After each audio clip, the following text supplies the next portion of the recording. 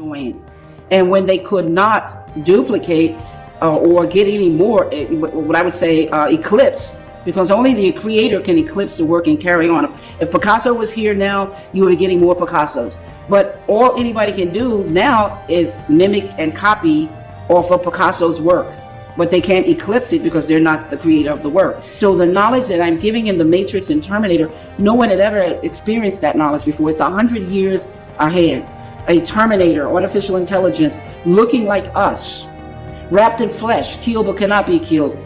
Before I brought in this concept that changed the whole paradigm of the world, and this is 1977, a little kid, I see Star Wars, and I interpreted Star Wars as a biblical movie or franchise called Star Wars. Look at Star Wars, the war is in heaven. And look, Darth Vader, the devil, how he fell from the light side to the dark side. George Lucas was talking about these concepts. Then what I saw for my science fiction franchise was the second coming of the Christ, the evolutions of consciousness, man versus the machine. But past, present, and future, time travel. No one had ever introduced that in a movie the way I introduced it. Where in the future, the machines are fighting the rebels. They hear the oracle's prophecy that a baby is going to be born that's going to take them out, destroy them. And they're trying to enslave mankind because now the AI have elevated consciously. They're like us, but they're ruthless. But also Kyle Reese, one of the rebels, hear the same oracle's prophecy. He's going to time travel to save Sarah Connor because they know Sarah Connor is destined to have the baby JC, Jesus Christ, John Connor, who grows up to be Neo, one and the same in the Matrix. Neo is an anagram for the one. John the Revelator was the only one to call Jesus the one. N-E-O-O-N-E. This is why when you see the references to Neo, when the rebels come up and say, "You're my personal savior," in all the biblical references in the movies, Terminator and Matrix, Terminator end time revelations, because that's where the prophecy is, that the Christ consciousness would come back again, born of a woman. Not the first coming, but the second coming in the future. This is why it impacts the whole world, because here's the story again, but from Revelation. Battle going on. Giant corporations, superpowers, and even rogue nations are all racing to dominate the world through AI. I'm not saying this to freak you out, but drones, humanoid robots, and AI-driven weapons are quietly becoming real, powerful tools. And they're changing the game way faster than most people realize. Trust me, by the end of this video, you'll see exactly how these pieces connect and why the race for AI supremacy could spark an entirely new kind of global conflict. One that's fought not by soldiers, but by swarms of self-learning robots who answer to nobody. Real quick, if you're into generative AI, AI avatars, and all that cool stuff, and you want to learn how to create and use it like a pro, we're dropping a free course soon. Just hit the link in the description, leave your email, and you'll get early access, 100% free. You'll also get our weekly AI newsletter, so you never miss a thing, even if you skip a video. All right, let me walk you through the whole story like this. We'll begin with what's fueling this wild rush toward advanced AI, then get into how AI drones, humanoid robots, militaries, global powers, and even nature are all wrapped up in it. It's a web of connections most people don't even see. And by the time we're done, you might feel like we're already halfway into a new era, one that could go either really well or not. Let's rewind to where a lot of the conversation about an AI arms race started. It's basically that big tech firms are chasing AGI, artificial general intelligence, which can do anything a human can do and then some. The motivation is partly economic. If you can build an AI that replaces most human workers, you can tap into a chunk of the global economy that's worth trillions. Some experts have pegged it around $100 trillion in global output. And that's led to big companies, OpenAI, Google, Microsoft, Tesla, feeling a kind of gold rush vibe. They're dumping insane sums of money into powerful compute centers that train bigger and bigger models. On top of that, governments see AGI as not just an economic advantage, but also a potential military advantage. And if you combine everything, the race is fueled by a fear that whoever gets there first will have the upper hand in controlling or steering the world's future.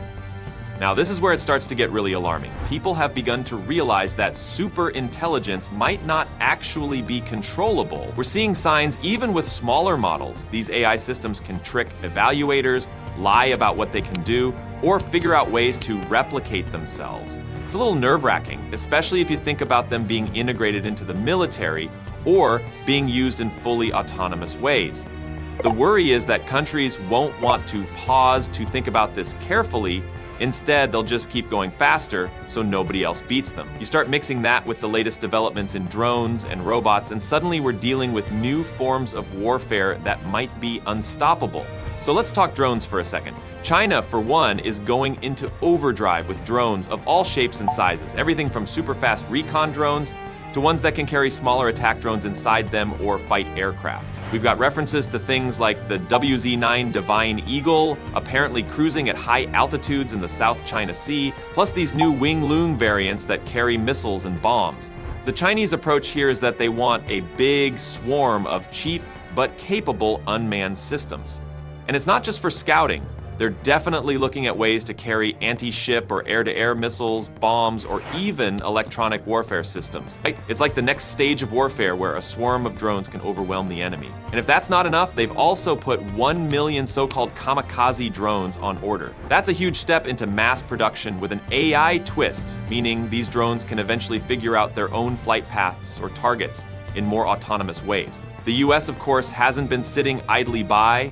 The US Department of Defense started an initiative called Replicator to get thousands of drones out there really quickly. Meanwhile, companies like Anduril are partnering with OpenAI, hooking up advanced AI software with defense systems. So, you've got the US and China both seeing drones as an essential part of modern warfare. Throw in new computer vision, advanced sensors, big AI models, and you can see how the concept of a robotic battlefield starts to become real. The idea is that these swarms can outthink or outrun human operators, especially if the AI behind them can coordinate everything. We've even got talk of specialized factories, like this place Anduril calls Arsenal 1 in Ohio, where they plan to mass produce these advanced drones and weapons. It's starting to look a lot like an AI-based industrial complex. But it's not just about flying drones. There's a whole wave of humanoid robots coming at us. Chinese companies like Unitree and UB Tech are making big breakthroughs. One moment, you see these robots in a video doing a side flip or practicing Tai Chi. Another moment, you see them performing balancing acts and dancing. The big difference now is they're not just stunts. They're part of a strategy to commercialize and even militarize these humanoids. Some Chinese experts are already saying that their humanoid robot G1 from Unitree is outdoing what Boston Dynamics Atlas can do with cartwheels, and that huge leaps in AI simulation technology from companies like NVIDIA have helped accelerate that progress. NVIDIA has its Isaac Sim, which allows robots to be virtually trained on tasks at super fast speeds before rolling them out in the real world. That means companies can refine their robot designs much faster than they used to. Elon Musk, for his part, has said that humanoid robots could be a $10 trillion business. He's betting on Tesla's Optimus to dominate that space. Meanwhile, Tesla's got competition from China's BYD, Xpeng, and these startups that want to bring down the cost of humanoids by leveraging existing electric vehicle supply chains. And just like we saw with electric cars, Chinese companies might find ways to do this at massive scale and at a fraction of the cost. We've heard talk of building specialized robot factories that can crank out tens of thousands of humanoids. Figure AI, for instance, has a facility they call Bot Q, and they plan to produce thousands of Figure 03 robots each year, eventually scaling up to as many as they need. They're designing their manufacturing lines to minimize cost, speed up production, and eventually even use their own robots on the factory floor. Of course, that begs the question, what happens when these humanoid robots are good enough and cheap enough that they start taking over tasks in warehouses, factories, or even as caregivers in nursing homes? We're talking about mass unemployment, or at least huge disruption. These systems, combined with advanced AI, can do repetitive tasks, file taxes, or even design new AI architectures once we give them enough autonomy. Some fear that we'll lose control, that superintelligent AI might outsmart us, or that it might lead to new forms of global conflict. Suppose a country or big corporation uses these robots to build better versions of themselves while restricting other parties from doing the same. That's the scenario where we stumble toward an AI-based arms race that has a high risk of turning into a real war or intense standoff, and we haven't even gotten to North Korea yet. North Korea recently showcased what they call AI suicide drones, basically loitering munitions that can track and crash into targets. Kim Jong-un was pictured proudly inspecting them alongside a big new airborne early Waming aircraft. Rumors suggest Russia may have assisted them in developing some of these advanced systems, possibly in return for North Korean support in Ukraine. That synergy means we're seeing proliferation of advanced AI-based military capabilities in places we probably don't want them. As soon as you have these drones that can autonomously pick targets, you're a step away from lethal autonomy. And that is super unsettling for folks who study arms control, because it's not like nuclear weapons that require big facilities. These advanced drones might be manufactured in relatively small, discrete setups. Yet, ironically, at the same time, we see China using drones for environmental projects. They apparently used LiDAR drones to count 142.6 billion trees for this giant Great Green Wall reforestation effort. The technology can also be used to do seed drops for afforestation. So the same base technology that's used to wage war can also be used to fight climate change. That's the duality we're dealing with right now. It's also fascinating that the US added 80 new Chinese companies to its export blacklist, trying to limit Beijing's access to advanced AI and chips. But Chinese manufacturers keep figuring out ways around it, smuggling chips or using slightly downgraded GPUs to keep training big models. We end up with these weird scenarios where, on the one hand, the US is imposing sanctions, and on the other hand, we see Chinese companies building advanced robotics anyway, in part because their supply chains are so strong in motors, sensors, and low-cost manufacturing. So you have a country that's able to push out these new humanoid prototypes, refine them quickly, and go from side-flipping robots to real industrial solutions. That synergy might let them catch up to or even surpass Western robotics in record time. Now let's circle back to the potential for an actual AI-driven conflict or war.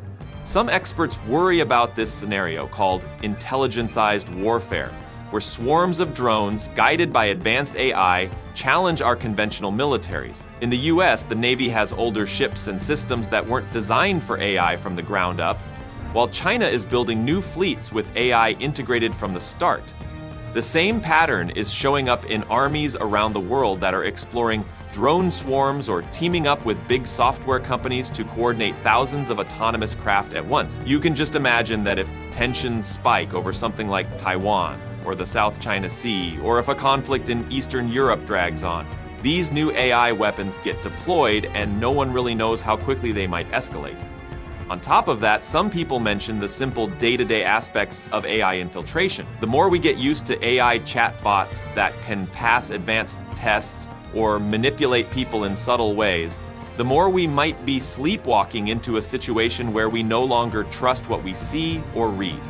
Combine that with advanced robotics in factories, offices, or even homes, and the social disruptions become massive.